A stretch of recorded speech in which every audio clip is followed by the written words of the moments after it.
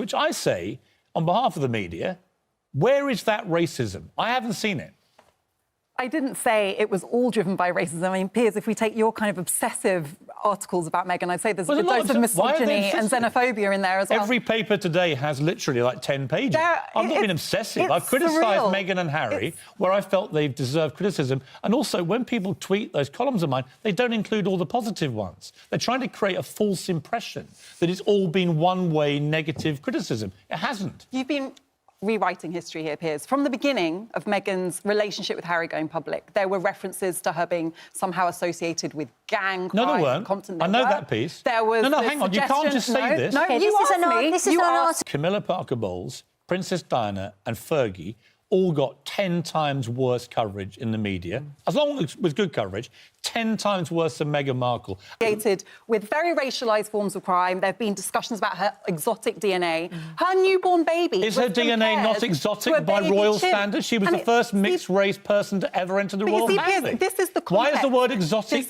Why do you take exception to the word exotic? Because it others her and associates her with a history. She's an African-American joining a white royal family. As other and the word exotic is not derogatory. Well, listen, I'm a woman. You can't just say these things are racist when they're not. I'm telling you, as somebody who's lived the experience of being a person of African heritage in this country, that there are narratives that are regularly used. You see racism in everything. People like you. No, I don't. No, but are you accusing me of being racist? I'm saying that the narratives you're perpetuating, yes, they're racist. Really? Where have I been racist? Where have you been racist? Tell me. I mean, I come on here usually to discuss debate. Name one example of me being racist. On the side of racism. No, you can say it, but then you have to prove it. Where have I been racist? What do you think about the British Empire, Piers? Huh? The British Empire.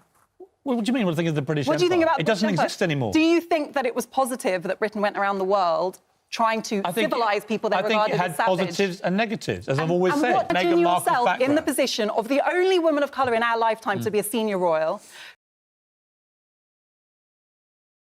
The moment Afua Hirsch sat across from Piers Morgan on live television, it wasn't just another royal panel debate.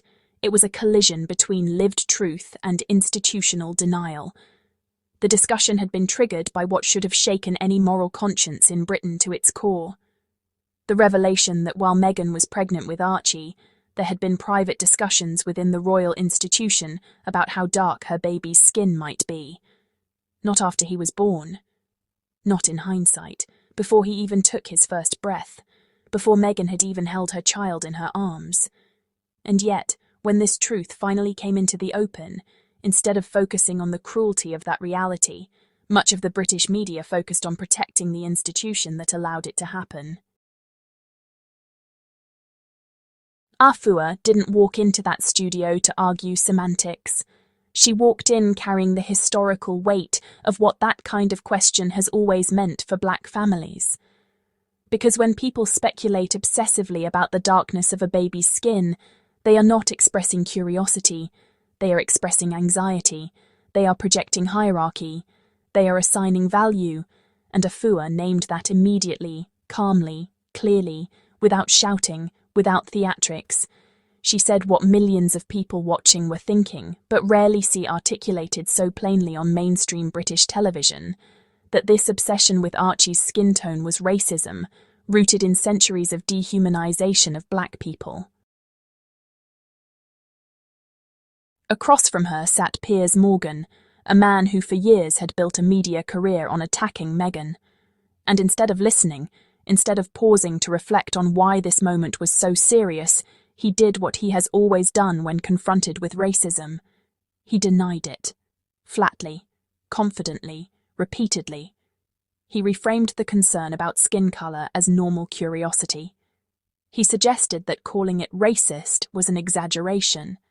He implied that people like Afua were manufacturing offence. And in doing so, he demonstrated in real time exactly how racism survives in polite society, not through slurs, not through hooded figures, but through dismissal, through minimisation, through confidence in denial. What made that exchange so disturbing was not simply what was said, but how it was said. Afua spoke from a place of historical knowledge and lived understanding. She understood that comparing or speculating about black bodies has always carried violent undertones.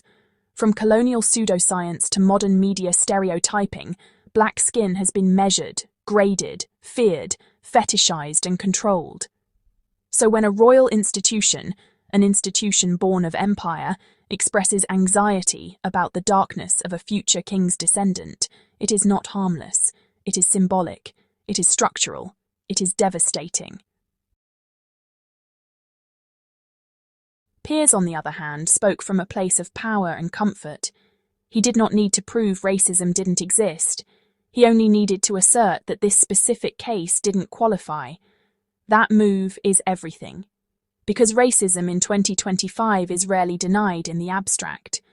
What is denied is every single example. One by one. Each incident is declared not racism until nothing is left that qualifies. And that is exactly what he attempted to do with Archie. But here is what the denial ignored. Meghan didn't invent that story for sympathy. Harry didn't exaggerate it for drama. They revealed it reluctantly, after enduring years of pressure, abuse, and institutional silence. Harry made it clear that he would never reveal who made those comments because he understood the consequences. That decision alone spoke volumes. If the comment were harmless, there would be no danger in naming it. The fact that it could not be safely revealed told the world everything it needed to know about how serious it was. And yet, rather than protecting the child at the centre of this, the British media rushed to protect the institution instead. This is where Afua's role became so powerful.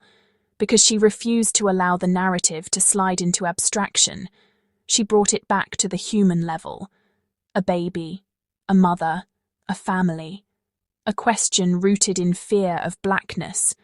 She reminded viewers that when you live in a black body or raise black children, these questions are never neutral. They shape how doctors treat you, how teachers perceive you, how police approach you, how employers judge you. Skin tone speculation is not cosmetic curiosity, it is social currency. And watching that exchange, you could feel how uncomfortable that truth made the studio. Piers responded by doubling down. He spoke over Afua. He interrupted. He repositioned himself as the ultimate authority on what does and does not constitute racism. And in doing so, he replicated the very power dynamic that Meghan had been describing all along, a system where black voices are heard only until they challenge the dominant narrative.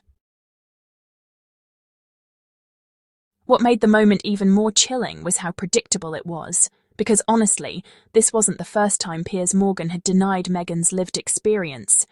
He denied her mental health crisis. He denied her suicidal ideation.